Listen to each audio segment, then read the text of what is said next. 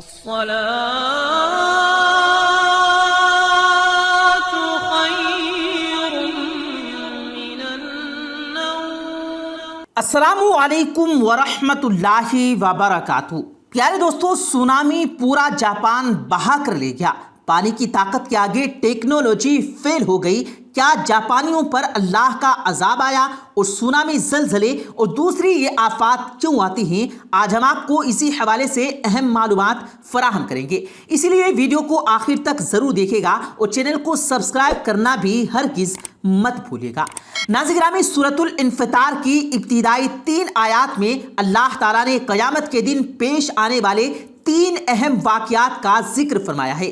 Number 1، جب آسمان پھٹ جائے گا۔ نمبر 2، جب سیارے جھڑ پڑیں گے۔ اور نمبر 3، جب سمندر ابل پڑیں گے۔ پہلے 2 واقعات صرف قیامت ہی کے دن پیش آئیں گے اور تیسرا واقعہ بھی قیامت ہی کے دن پیش آئے گا، لیکن اس کی ہلکی پھلکی جھلکیاں اللہ تعالیٰ قیامت سے پہلے ہی سونامی کی شکل میں دکھاتے چلے آئے ہیں۔ سمندروں کو اللہ تعالیٰ نے انسانوں کی منفعت کے لیے پیدا فرمایا، اور جیسا کہ سورۃ الجاثیہ کی آیت نمبر 21 میں مذکور ہے، اللہ ہی نے تمہارے لیے سمندر کو مسخر کر دیا ہے تاکہ اس کے حکم سے اس میں کشتیاں اور بحری جہاز چلیں اور تم اس کا فضل یعنی روزی تلاش کرو۔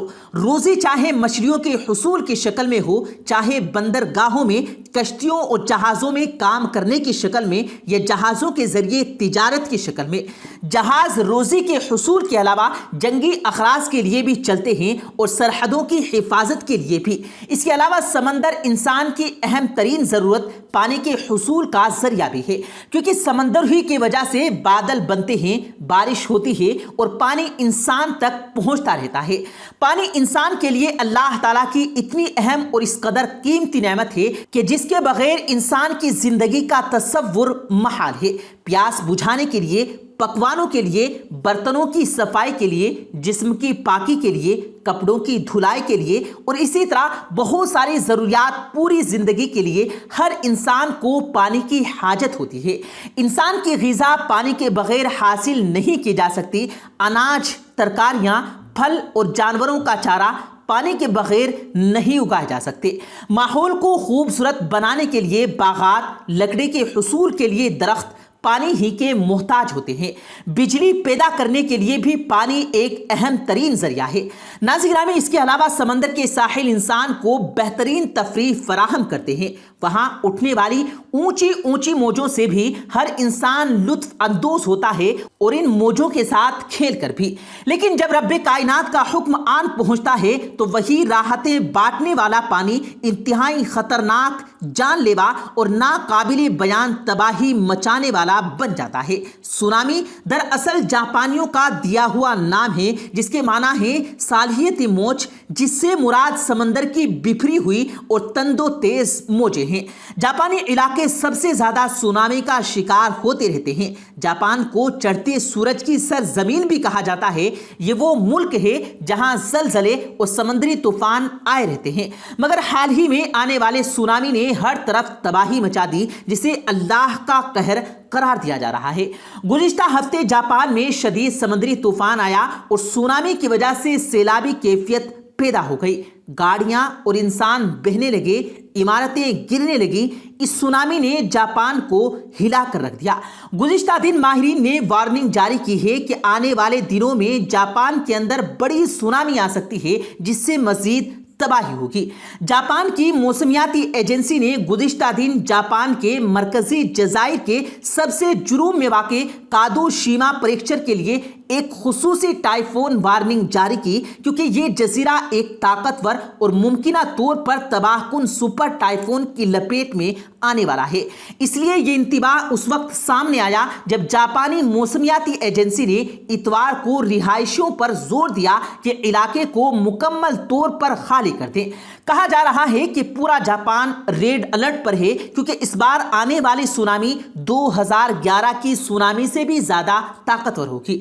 پیارے دوستو، سونامی اور زلزلوں کا آپس میں گہرا تعلق ہے۔ یہی وجہ ہے کہ جاپان ہمہ وقت ان دونوں ناگہانی آفات کی زد میں رہتا ہے۔ مگر سوال یہ ہے کہ آخر زلزلے اور سونامی آتے کیوں ہیں؟ ماضی کے مختلف ادوار میں مختلف قومیں زلزلوں سے متعلق عجیب و غریب نظریات رکھتی تھی۔ ایک قوم کا نظریہ یہ تھا کہ ایک طویل و عریض چھپکلی زمین کو اپنی پشت پر اٹھائے ہوئے ہے اور اس کی حرکت کرنے کی وجہ سے زمین ہلتی ہے۔ مذہبی عقیدے کی حامل اقوام کا یہ خیال تھا کہ خدا اپنے نافرمان بندوں کو زمین ہلا کر ڈراتا ہے۔ اس طرح ہندو دیو مالائی تصور یہ تھا کہ زمین کو ایک گائے نے اپنے سینگوں پر اٹھا رکھا ہے اور جب وہ تھک کر سینگ ہلاتی ہے تو اس کے نتیجے میں زمین ہلتی ہے۔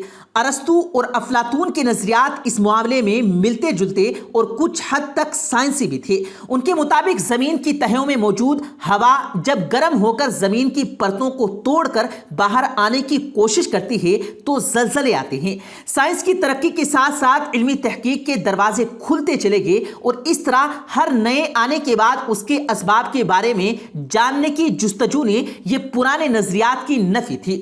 زلزلے کی آمد نہایت خاموشی سے ہوتی ہے اور پتہ اس وقت چلتا ہے جب وہ اپنے پیچھے تباہی اور بربادی کی داستان رقم کر کے جا چکا ہوتا ہے۔ بے شک ایسے آلات ایجاد ہو چکے ہیں جو زلزلے گزرنے کے بعد ان کی شدت، ان کے مرکز اور آفٹر شاکس کے بارے میں معلومات فراہم کر دیتے ہیں۔ اس لیے ماہرین نے ارضیات نے زلزلوں کی دو بنیادی وجوہات بیان کی ہیں۔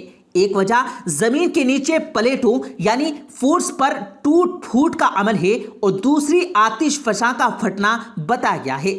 زمین کی باہری سطح کے اندر مختلف گہرائیوں میں زمینی پلیٹیں ہوتی ہیں جنہیں ٹیکٹانک پلیٹس کہتے ہیں۔ ان پلیٹس کے نیچے ایک بگڑا ہوا مادہ جسے میگما کہتے ہیں موجود ہوتا ہے۔ میگما کی زیادتی کی وجہ زمین کی اندرونی سطح میں کرنٹ پیدا ہوتا ہے جس سے ان پلیٹوں میں حرکت پیدا ہو جاتی ہے اور وہ شدید ٹوٹ پھوٹ کا شکار ہو جاتی ہیں۔ ٹوٹنے کے بعد پلیٹس کا کچھ حصہ میگما میں دھنس جاتا ہے اور کچھ اوپر کو اٹھ جاتا ہے جس سے زمین پر بسنے والی مخلوق سطح پر ارتعاش محسوس کرتی ہے اور اس کی کیفیت کو زلزلہ کہا جاتا ہے۔ ناظرین، زلزلے کی شدت اور دورانیہ کا انحصار میگما کی حرارت اور اس کے نتیجے میں پلیٹس میں ٹوٹ پھوٹ کے عمل پر منحصر ہے۔ اسی طرح جب آتش فشاں پھٹتے ہیں تو لاوا پوری شدت سے زمین کی گہرائیوں سے سطح زمین کی بیرونی تہوں کو پھاڑتا ہوا خارج ہوتا ہے جس سے زمین کی اندرونی پلیٹس میں شدید قسم کی لہریں پیدا ہوتی ہیں۔ یہ لہریں زیر زمین 3 سے 15 کلومیٹر فی سیکنڈ کی رفتار سے سفر کرتی ہیں اور ماہیت کے حساب سے 4 اقسام میں ان کی درجہ بندی کی گئی ہے۔ 2 لہریں زمین کی سطح کے ساتھ ساتھ سفر کرتی ہیں جبکہ دوسری 2 لہریں جن میں سے ایک پرائمری ویو اور دوسری سیکنڈری ویو ہے زمین کے نیچے سفر کرتی ہیں۔ پرائمری لہریں آواز کی لہروں کی مانند سفر کرتی ہوئی زمین کے نیچے چٹانوں اور مایات سے گزر جاتی ہیں جبکہ سیکنڈری ویوز کی رفتار پرائمری ویوز مقابلے میں کم ہوتی ہے اور وہ صرف زمین کے نیچے چٹانوں سے گزر سکتی ہیں۔ سیکنڈری ویو زمینی مایات میں بے اثر ہوتی ہے مگر جب وہ چٹانوں سے گزرتی ہے تو ایل ویو بن کر ایپی سینٹر یعنی مرکز کو متحرک کر دیتی ہے اور زلزلے کی وجہ بنتی ہے۔ ایل ویو جتنی شدید ہوگی اتنی ہی شدت کا زلزلہ زمین پر محسوس ہوگا۔ زلزلے اگر سمندر میں آتے ہیں تو ان کی قوت سے پانی میں شدید تلاطم اور نہروں میں ارتعاش پیدا ہوتا ہے اور کافی طاقتور اور اونچی لہریں پیدا ہوتی ہیں جو سطح سمندر پر 500 سے 1000 کلومیٹر کی رفتار سے بغیر اپنی قوت اور رفتار توڑے ہزاروں میل دور خشکی پر پہنچ کر ناقابل یقین تباہی پھیلاتی ہیں اور اسی تباہی کو سونامی کہا جاتا ہے۔ پیارے دوستو، امید کرتے ہیں آپ کو آج کی ہماری یہ ویڈیو ضرور پسند آئی ہوگی۔ اگر آپ کو یہ ویڈیو پسند آیا ہو تو اس ویڈیو کو دل سے لائک کریں اور زیادہ سے زیادہ لوگوں تک اس ویڈیو کو ثواب کی نیت سے شیئر کریں اور اس ویڈیو کے بارے میں آپ کی کیا رائے ہے کمنٹ سیکشن میں اپنی رائے کا اظہار ضرور دیں اور مزید اسی طرح کی روز کی ویڈیو پانے کے لیے ہمارے چینل کو ضرور سبسکرائب کریں۔ ملتے ہیں پھر ایک نئی ویڈیو کے ساتھ، تب تک کے لیے اللہ حافظ۔